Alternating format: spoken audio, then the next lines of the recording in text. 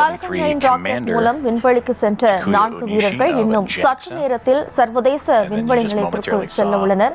இந்திய வீரர் சுபான்ஷு சுக்லா உள்ளிட்ட 4 வீரர்கள் சர்வதேச விண்வெளி நிலையத்திற்குள் செல்ல உள்ளனர். விண்வெளி பயணத்தின் வரலாற்றில் இடம் பிடித்த சுபான்ஷு சுக்லா சற்று நேரத்தில் விண்வெளி நிலையத்திற்குள் செல்ல உள்ளார். இது தொடர்பான கூடுதல் விவரங்களோடு இணைகிறார் நமது செய்தி ஆசிரியர் ரகுமான். வணக்கம் ரகுமான், கூடுதல் விவரம்.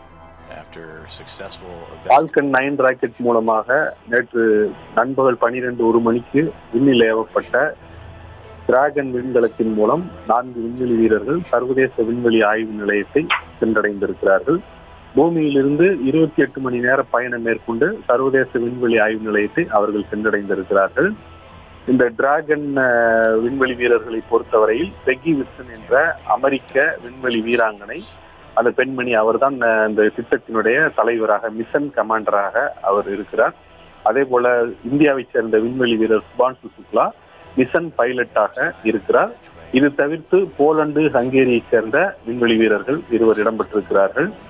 உசான்ஸ்கி என்கிற போலந்து நாட்டு விண்வெளி வீரரும், அதே போல ஹங்கேரியை சேர்ந்த திபோர் கப்பு என்கிற அந்த விண்வெளி வீரரும் இந்த குழுவில் இடம்பெற்றிருக்கிறார்கள். மொத்தம் 4 பேர் இந்த விண்வெளி ஆய்வு நிலையத்திற்கு சென்றிருக்கிறார்கள். ஆக்சியம் 4 என்கிற திட்டத்தின் மூலம் இவர்கள் சர்வதேச விண்வெளி ஆய்வு நிலையத்திற்கு அனுப்பப்பட்டிருக்கிறார்கள். இந்த ஆக்சியம் என்பது ஒரு தனியார் நிறுவனம்.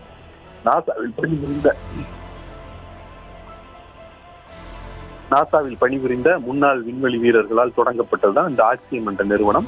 இந்த ஆக்சியம் என்ற நிறுவனம் தான் இந்த ஆக்சியம் 4 திட்டத்தை செயல்படுத்துகிறது. ஆக்சியம் 1, 2, 3 என ஏற்கனவே 3 திட்டங்களை இந்த நிறுவனம் செயல்படுத்தி இருக்கிறது. அந்த 3 திட்டங்கள் மூலமாக சர்வதேச விண்வெளி ஆய்வு நிலையத்திற்கு ஏற்கனவே வீரர்கள் அனுப்பப்பட்டிருக்கிறார்கள். இது அந்த ஆக்சியம் நிறுவனம் செயல்படுத்தக்கூடிய 4வது திட்டமாகும். இந்த ஆக்சியம் நிறுவனமானது ஸ்பேஸ் எக்ஸ், எலான் மஸ்குடைய ஸ்பேஸ் எக்ஸ் நிறுவனத்துடன் இணைந்து இதை செயல்படுத்துகிறது. இந்த ஃபால்கன் 9 என்கிற அந்த ஏவூர்தியும் ராக்கெட்டும் ஸ்பேஸ் எக்ஸ் நிறுவனத்துடையதான். அந்த டிராகன் என்கிற விண்கலமும் ஸ்பேஸ் எக்ஸ் நிறுவனத்துடன் தான். ஆக அந்த ஆக்சியமும் ஸ்பேஸ் எக்ஸ் என்கிற இந்த 2 தனியார் நிறுவனங்களும் நாசா என்கிற அந்த அமெரிக்க விண்வெளி ஆராய்ச்சி நிறுவனத்துடன் இணைந்து இந்த ஆக்சியம் 4 திட்டத்தை செயல்படுத்தி இருக்கிறார்கள். இந்த திட்டத்தின் மூலமாக நேற்று நண்பகல் 12:01 மணிக்கு ஏவப்பட்ட அந்த ஃபால்கன் 9 ராக்கெட் மூலமாக டிராகன் விண்கலமானது சுற்றுப்பாதையில் செலுத்தப்பட்டது. சுற்றுப்பாதையில் செலுத்தப்பட்டதை தொடர்ந்து 28 மணி நேர பயணத்திற்கு பிறகு அது சர்வதேச விண்வெளி ஆய்வு நிலையத்தை சென்றடைந்தது. சர்வதேச விண்வெளி ஆய்வு நிலையத்தில் ஒரு 600 மீட்டர் தொலைவில் இருந்தபோது அந்த டாக்கிங் என்கிற அந்த செயல்முறை தொடங்கியது. அந்த டாக்கிங் என்கிற செயல்முறையானது இந்த விண்கலத்தினுடைய மூக்கு பகுதியில் இருக்கக்கூடிய அந்த மூடி திறந்து கொண்டதன் பிறகு அந்த சர்வதேச விண்வெளி ஆய்வு நிலையத்தினுடைய போர்ட் என்று சொல்லக்கூடிய அந்த பகுதியில் அது சென்று இணைந்து கொண்டது. அதைத்தான் டாக்கிங் என்று குறிப்பிடுகிறார்கள். அப்படி இணைந்து கொண்டதன் பிறகு இருக்கக்கூடிய காட்சிகளைத்தான் நாம் தற்பொழுது பார்த்து கொண்டிருக்கிறோம்.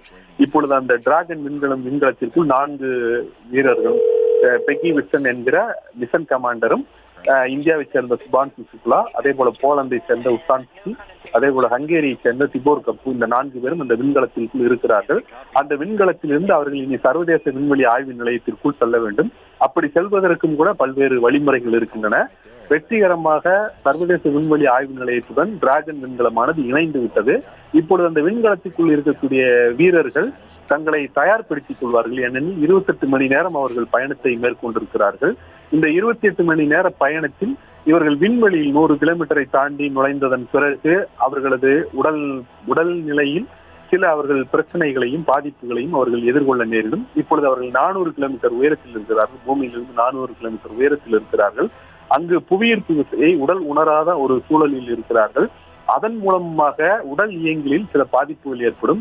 எனவே அந்த விண்கலம் இப்பொழுது அந்த சர்வதேச விண்வெளி ஆய்வு நிலையத்திற்குள் சென்று சேர்ந்து விட்டாலும் கூட இந்த 4 பேரும் தங்களை தயார்படுத்திக் கொள்ள வேண்டும். நாம் ஒரு பயணம் சென்று அங்கு இறங்கியதன் பிறகு நம்மை சற்றே ஆசுவாசப்படுத்திக் கொள்வது போல இது விண்வெளி பயணம் என்பதால் இது ஆசுவாசப்படுத்திக் கொள்வதற்கு மிகுந்த நேரம் எடுத்துக்கொள்ளும். அவர்கள் 4 பேரும் தங்களை ஆசுவாசப்படுத்திக் கொண்டு அங்கு இருக்கக்கூடிய அந்த சூழலுக்கு தகுந்தவாறு அவர்கள் தங்களை மாற்றிக்கொண்டு, அதே போல அந்த ஸ்டெரிலைசேஷன் என்ற ஒரு ப்ராசஸ் உண்டு. அவர்கள் பூமியிலிருந்து விண்வெளிக்கு செல்கிறார்கள் என்று செல்லும் பொழுது அவர்கள் இந்த ஸ்டெரைல் ப்ராசஸ் என்பதையும் அவர்கள் மேற்கொள்வார்கள். இந்த ஸ்டெரிலைசேஷன் ப்ராசஸுக்கு பிறகு அந்த கதவுகள் திறக்கப்பட்டு அந்த கதவுகள் வழியாகத்தான் அந்த 4 பேரும் அந்த சர்வதேச விண்வெளி ஆய்வு நிலையத்திற்குள் செல்வார்கள். சர்வதேச விண்வெளி ஆய்வு நிலையத்தில் ஏற்கனவே 7 பேர் தங்கி இருக்கிறார்கள். அவர்கள் இந்த 4 பேரையும் வரவேற்பதற்கு தயாராக இருக்கிறார்கள். அவர்களுக்கு அங்கு ஒரு வரவேற்பு நிகழ்ச்சியும் ஏற்பாடு செய்யப்பட்டிருக்கிறது. இந்த 4 பேரும் சர்வதேச விண்வெளி ஆய்வு நிலையத்திற்குள் சென்றதன் பிறகு அங்கு அவர்களுக்கு வரவேற்பு அளிக்கப்படும். அதன் பிறகு அவர்களுக்கு மருத்துவ பரிசோதனை மேற்கொள்ளப்பட்டு பாதுகாப்பு வழிமுறைகள் குறித்து எடுத்துரைக்கப்படும். அதன் பிறகு அவர்கள் அந்த 14 நாட்கள் அந்த விண்வெளி ஆய்வு நிலையத்திற்குள் தங்கியிருந்து பல்வேறு ஆராய்ச்சிகளை மேற்கொள்வார்கள். சுபான்சு சுக்லா இந்தியாவினுடைய சார்பில் 7 ஆராய்ச்சிகளை மேற்கொள்ள இருக்கிறார். மொத்தம் 60 வகையான ஆராய்ச்சிகள் 31 நாடுகளுடைய சார்பில் மேற்கொள்ளப்பட இருக்கின்றன. இந்த சர்வதேச விண்வெளி ஆய்வு நிலையத்திற்குள் நுழைந்ததன் பிறகு அந்த ஆய்வுகள் எல்லாம் மேற்கொள்ளப்படும். இந்த பயணத்தை பொறுத்தவரையில் இது 4 கட்ட வெற்றியை பெற்றிருக்கிறது. இந்த பயணம் இப்பொழுது 5ஆம் கட்டத்தில் இருக்கிறது. முதல் கட்டத்தில் அந்த ஃபால்கன் 9 ராக்கெட் வெற்றிகரமாக ஏவப்பட வேண்டும். அப்படி அது நேற்று 12 மணிக்கு ஏவப்பட்டது. ஏவப்பட்ட ஒரு 10 முதல் 20 நிமிடங்களுக்குள் விண்கலமானது சுற்றுவட்ட பாதையில் செலுத்தப்பட்டது. முதலில் அந்த ஃபால்கன் 9 ராக்கெட்டினுடைய முதல் ஸ்டேஜ் என்பது எரிந்து பிரிந்து பூமிக்கு விழுந்து விட்டது. அதே போல 2வது நிலை, செகண்ட் ஸ்டேஜ் என்று சொல்லி அந்த 2வது நிலை விண்கலத்தை சுற்றுப்பாதையில் செலுத்தியதன் பிறகு அதுவும் பூமியை நோக்கி விழுந்து விட்டது என்பதை பார்க்கிறோம்.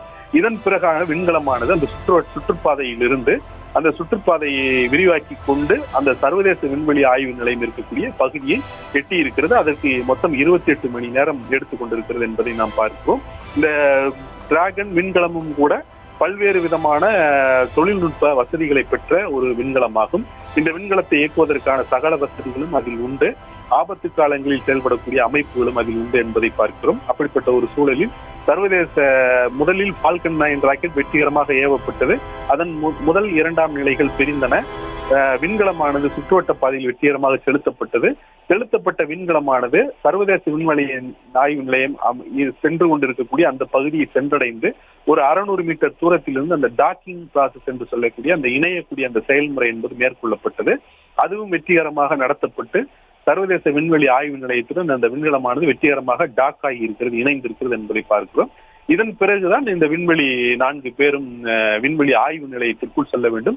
அவர்களை விண்வெளி ஆய்வு நிலையத்திற்குள் அழைத்து வருவதற்கான பணிகளை அங்கு ஏற்கனவே சர்வதேச விண்வெளி ஆய்வு நிலையத்தில் தங்கி அந்த வீரர்கள் மேற்கொண்டிருக்கிறதை நாம் பார்க்கிறோம். விண்வெளி வீராங்கனை ஒருவரும் விண்வெளி வீரர் ஒருவரும் அந்த பணிகளை மேற்கொண்டிருக்கிறார்கள். அவர்களை பத்திரமாக அந்த கதவுகள் வழியாக உள்ளே அழைத்து வருவதற்கான அந்த செயல்முறை என்பது மேற்கொள்ளப்படுகிறது. நமக்கு இங்கிருந்து பார்க்கும் பொழுது இந்த காட்சிகள் மிக எளிமையானவையாக தோன்றலாம். அவர்களை போய்விட்டார்களே, அவளை கதவை திறந்து அவர்கள் உள்ளே சென்று விடக்கூடாதா என்பது போன்ற ஒரு எண்ணம் நமக்கு ஏற்படக்கூடும். ஆனால் இங்கு இருக்கக்கூடிய சூழல் போன்று அங்கு இல்லை என்பதை நாம் முதலில் புரிந்து கொள்ள வேண்டும். பூமியிலிருந்து 400 கிலோமீட்டர் உயரத்தில் அவர்கள் இருக்கிறார்கள். இந்த 400 கிலோமீட்டர் உயரத்தில் இருக்கும் பொழுது உடல் எடையை பூமி உணராது. இவர்கள் பூமியிலிருந்து சென்றவர்கள் திடீரென அப்படி ஒரு நிலையை எதிர்ப்படும் பொழுது அதற்கு உடல் தங்களை தகவமைத்துக் கொள்ள வேண்டும். அவர்கள் அதே போல இந்த 28 மணி நேர பயணத்தை மேற்கொண்டிருக்கிறார்கள். அவர்கள் உளவியல் ரீதியாகவும் தங்களை தயார்படுத்திக் கொள்ள வேண்டும். அதே போல இந்த ஸ்டெரிலைசேஷன் ப்ராசஸ் என்று சொல்லக்கூடிய அவர்களை அந்த சுத்திகரிக்கக்கூடிய அந்த நடைமுறையை மேற்கொள்ளப்பட வேண்டும். இதன் பிறகு அவர்கள் முழுமையாக நன்கு ஆசுவாசப்படுத்தி கொண்டு அது தயாராக இருக்கிறார்கள் என்பதை உறுதிப்படுத்திக் கொண்டதன் பிறகுதான் அவர்கள் அந்த விண்வெளி ஆய்வு நிலையத்திற்குள் அழைத்து செல்லப்படுவார்கள். அங்கு சென்றும் அவர்களுக்கு மருத்துவ பரிசோதனை எல்லாம் மேற்கொள்ளப்படும் என்பதை பார்க்கிறோம். இந்த செயல்முறைகள் எல்லாமே ராக்கெட் ஏவுவது, அந்த ராக்கெட்டினுடைய நிலைகள் பிரிவது, அதே போல விண்கலம் சுற்றுவட்ட பாதையில் செலுத்தப்படுவது, சர்வதேச விண்வெளி ஆய்வு நிலையத்தை நெருங்கியதன் பிறகு அந்த டாக்கிங் செயல்முறை தொடங்குவது, இவை அனைத்துமே கணினிகள் வழியாக ஆட்டோமேட்டட் என்கிற முறையில் மேற்கொள்ளப்படுவதாகவும் தேவையான கட்டளைகளை மட்டும் இங்கு தரை நிலையத்திலிருந்து கொடுப்பார்கள். அங்கு விண்கலத்திற்குள் இருப்பவர்களும் அத்தகைய கட்டளைகளை அவர்கள் கொடுப்பார்கள். அவை எல்லாமே மனிதர்கள் ஒன்றொன்றாக பார்த்து செய்யக்கூடிய வேலைகள் அல்ல. இந்த வேலைகள் உரிய சரிபார்ப்புகளுக்கு பிறகு அவை கணினி முறைகள் மூலமாக அவை மேற்கொள்ளப்படுவதுதான் என்பதையும் நாம் புரிந்து கொள்ள வேண்டும், அதை குறித்துக் கொள்ள வேண்டும். இதன் பிறகு அவர்கள் இந்த விண்வெளி ஆய்வு நிலையம் சென்றதன் பிறகு அங்கு தொடர்ச்சியாக அவர்கள் ஆய்வு மேற்கொள்வார்கள். அதற்கு இப்பொழுது இந்த நிலையில் அவர்கள் அங்கு சென்று சேர்ந்திருக்கிறார்கள். அவர்கள் விண்வெளி ஆய்வு நிலையத்திற்குள் செல்ல வேண்டும். அப்படி செல்லும் போது அவர்கள் எத்தகைய உடல் நிலையில் இருக்கிறார்கள் என்பது தொடர்பான அளவீடுகளும் இந்த விட்டல் பராமீட்டர்ஸ் எல்லாம் என்னவாக இருக்கின்றன, அவர்களது ரத்த ஓட்டம் எப்படி இருக்கிறது, அவர்களுடைய ரத்த அழுத்தம் எப்படி இருக்கிறது, அவர்களுடைய இதய துடிப்பு எப்படி இருக்கிறது என்பது உள்ளிட்ட அந்த உடல்நிலை சார்ந்த அந்த விட்டல் பராமீட்டர்ஸ் அவற்றையெல்லாம் அவர்கள் அளவீடு எடுத்துக் கொள்வார்கள்.